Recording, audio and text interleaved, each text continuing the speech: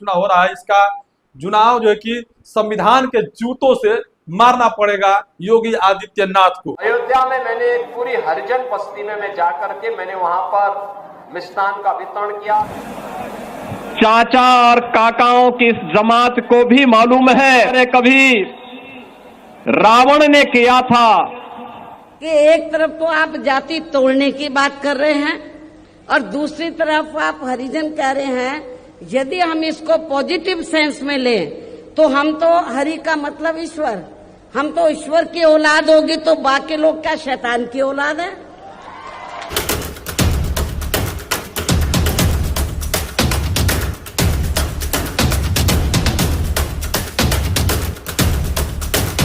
उत्तर प्रदेश के मुख्यमंत्री योगी आदित्यनाथ एक ऐसा शर्मनाक बयान दे दिए हैं जिससे एससी एसटी के खेमे में कहीं ना कहीं उथल पुथल सी मच गई है।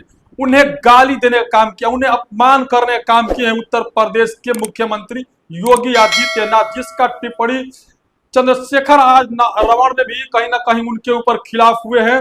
और उत्तर प्रदेश के भूतपूर्व मुख्यमंत्री जो 4 बार मुख्यमंत्री रही बहुजन समाज पार्टी के सुप्रीमो बहन कुमारी मायावती जी ने भी उन पे हमला बोल दिया है। एक एक करके मैं बताऊंगा कि कैसे।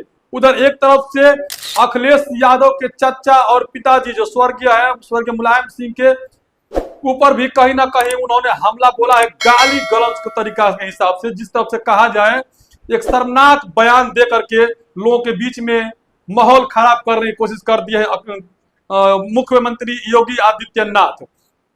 एक एक करके मैं बातें बताऊंगा। इससे पहले मैं अपना परिचय देता हूं कि मेरा नाम गिरिजा प्रसाद है और आप देखना शुरू कर चुके हैं बदलते भारत। उम्मीद करता हूं कि ये वीडियो आप लोगों को जरूर कहीं ना कहीं अंदर से झकझोर देगा। ये वीडियो आप लोग जरूर शेयर करेंगे लोगों तक, ताकि ऐसे लोगों को सबक सिखाया जा सके। एक जो गरिमाई पद पर बैठे हुए लोग अगर ऐसा असंवैधानिक भाषा का इस्तेमाल करते हैं तो उनके साथ कैसा सुलूक करना चाहिए, ये जनता खुद तय करेगी, जनता खुद बताएगी। लेकिन मैं इससे पहले बता दूं कि चंद्रशेखर रावण ने 2010 की बातें करके उन्होंने कहा कि 2010 में भी ऐसे किया गया था, लेकिन उसमें संशोधन हुआ। फिर ये गांधी का दिया हुआ हरिजन शब्द को वापस लिया गया। सुप्रीम कोर्ट ने इसको माना कि यह एक असंवैधानिक लैंग्वेज है, वो एक असंवैधानिक लैंग्वेज है जिससे माना नहीं सकता, गाली पड़ती है, जिसकी वजह से वो लोग ने छोड़ दिया। फिर क्या हुआ कि 1977 की बातें याद दिलाती हुई बहन कुमारी मायावती जी ने कहा कि इसी तरह से किसी ने कहा था, हरिजन शब्द का इस्तेमाल किया था, उसको मैंने सबक सिखाने का काम किया। ठीक उसी तंज पर फिर एक बार योगी आदित्यनाथ, जो भाजपा के राजपूत समाज से हैं, योगी आदित्यनाथ मुख्यमंत्री हैं, उन्होंने जो शेड्यूल कास्ट के ऊपर हरिजन शब्द का इस्तेमाल किया। उसके बाद क्या हुआ, पूरी बाउंडर सी मच गई। लेकिन यह कैसे कैसे बातें निकल के आ रही है उसमें बताऊंगा कि लोग सोशल मीडिया पे क्या क्या कह रहे हैं। सोशल मीडिया पर वो यह कह रहे हैं कि योगी आदित्यनाथ एक मुख्यमंत्री है और गरिमाई पद पर बैठे हुए, संवैधानिक पद पर बैठे हुए असंवैधानिक भाषा का प्रयोग किए और शेड्यूल कास्ट के लोगों को, यानी शेड्यूल कास्ट शेड्यूल ट्राइब के लोगों को कहीं ना कहीं आहत पहुंचाने का काम किए और उन्हें एक तरफ से गाली देने का काम किया है योगी आदित्यनाथ। तो इस गाली का कहीं ना कहीं खमियाजा भुगतने के लिए तैयार रहे, क्योंकि लोग अब कहीं ना कहीं एफआईआर भी उनके ऊपर करने जा रहे हैं। दूसरी बात बता दूं वहीं पर कि जो उत्तर प्रदेश के भूतपूर्व मुख्यमंत्री, 4 बार मुख्यमंत्री रही बहन कुमारी मायावती, जो भाजपा के सुप्रीमो बहन कुमारी मायावती जी है, उन्होंने 1977 की बातें को याद दिलाते हुए कहा कि अगर ऐसा हुआ, एक बार योगी आदित्यनाथ को भी कहीं ना कहीं खमियाजा भुगतना पड़ेगा। और हरिजन शब्द का इस्तेमाल करने वाले ये कौन होते हैं? आखिर वाकई में अगर देखा जाए तो ये योगी आदित्यनाथ हरिजन शब्द का इस्तेमाल क्यों किए? क्या राजनीति करने के लिए किए या फिर कहीं और शब्द के लिए किए? लेकिन उनका शब्द क्या था मैं वो बता देता हूं आपको। मोन्टाइज में देखे होंगे जो शब्द था कि उन्होंने कहा कि मैं अयोध्या में गया, अयोध्या में एक हरिजन बस्ती में गया और हरिजन बस्ती में जब गया तो उनको मीठा दान किया और दीपक दिया, तेल दिया और उनके साथ जो है कि दीपदान उत्सव मनाया। सोचिए, जरा गौर कीजिएगा कि उनको तेल दिया, दीपक दिया और उनको मीठा दिया, उसके बाद उनके साथ में दीपदान हाउस है, किसके बस्ती में? हरिजन के बस्ती में। उन्होंने ऐसा कहा, ये योगी आदित्यनाथ का बयान है। लेकिन एक बात और,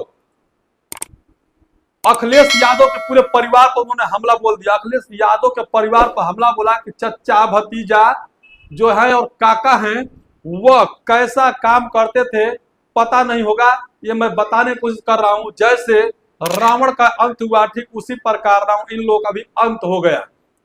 जैसे रावण ने काम किया था लोगों को सताने के लिए, या फिर उनके साथ और उनके पीछे दुशासन पड़ गए थे, सभी लोगों ने उनके मतलब कि एक यूं कहूं तो रावण का तर्ज देते हुए खात्मा करने के लिए बात कर रहे हैं योगी आदित्यनाथ। यादवों को, यानी यादवों को नष्ट करने की बात कर रहे हैं, न यादवों को अपमानित करने की बात कर रहे हैं। इससे पहले बता दूं कि उनको जब अखिलेश यादव की जब कुर्सी जो धुलाई थी, उस वक्त कुर्सी धुलाई करके उनके साथ शुद्धिकरण किया गया, फिर जाकर के योगी आदित्यनाथ उस कुर्सी पर बैठे थे। यानी उस समय भी अपमानित करने का काम किए थे योगी आदित्यनाथ यादवों को लेकर। यादवों को कुछ समझ में नहीं आया, अखिलेश यादव को समझ में आया, लेकिन फिर उसके बाद क्या, टोटी चोर कह करके उन्हें कहीं ना कहीं अपमानित करने का काम किया, यादवों को फिर बदनाम करने का काम किया। लेकिन ये जो हमला है वाकई में SC ST OBC यानी शूद्र समाज के ऊपर कहीं ना कहीं हमला है।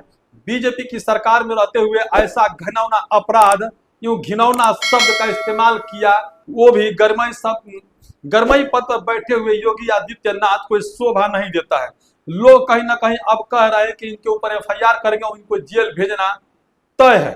तो क्या जो शेड्यूल कास्ट के, मैं पहले वीडियो बनाया जिसमें बता शेड्यूल कास्ट के जो बीजेपी में शामिल हैं, जो सांसद हैं शेड्यूल कास्ट के, जो विधायक है शेड्यूल कास्ट के, क्या इनको माफ करेंगे या फिर वो माफ नहीं करेंगे तो क्या वो पार्टी छोड़कर निकलेंगे? तो अगर यदि वो माफ कर देते हैं योगी आदित्यनाथ को, तो ये जनता जो SC ST के जो मुंह पर तमाचा वो लोग मारने का काम कर रहे हैं, जो इनके नेता हैं, जो उनके चुने हुए सांसद हैं, उनके कहीं ना कहीं गाल पर तमाचा मारने का काम किया है।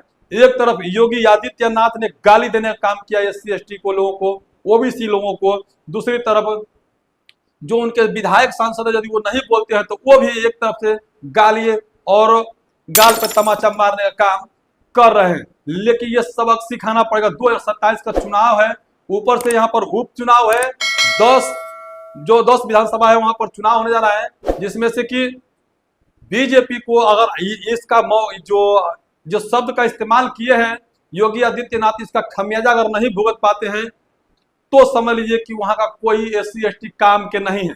लोगों का यह भी मानना है कि अगर उत्तर प्रदेश के अयोध्या में खास करके लोग हैं, जहां जहां उत्तर प्रदेश में उपचुनाव हो रहा है, इसका चुनाव जो है कि संविधान के जूतों से मारना पड़ेगा योगी आदित्यनाथ को। संविधान के जूतों से इसलिए कह रहे हैं कि हम संविधान के जूता से मारेंगे ताकि योगी आदित्यनाथ को पता चले कि वाकई में संविधान का जूता कितना मजबूत है।